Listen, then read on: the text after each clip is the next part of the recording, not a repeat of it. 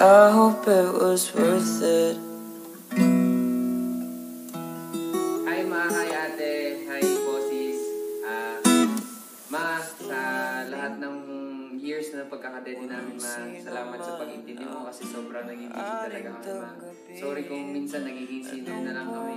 Pero nagpapasalamat pa din kami ma kasi even though minsan na gabing-gabi na kami mag-chat para lang makatulog sa bahay. Susunod nyo pa rin kami tapos kinabukasan pagluluto nyo pa kami. Sa lahat ng suporta mo ma, salamat na salamat. To my foster parents, Colonel Luga and Amelie Luga, thank you for adopting me to your family.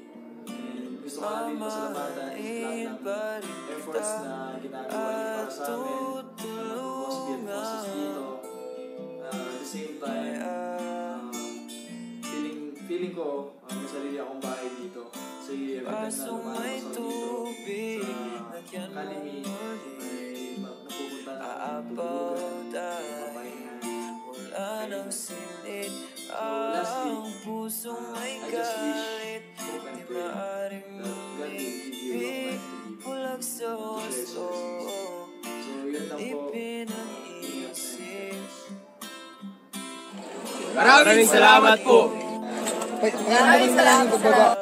To our foster parents, maraming salamat po. Salamat po sa inyong suporta.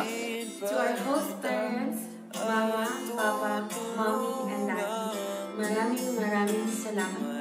We will not be who we are today without you. Mahal po namin kayo.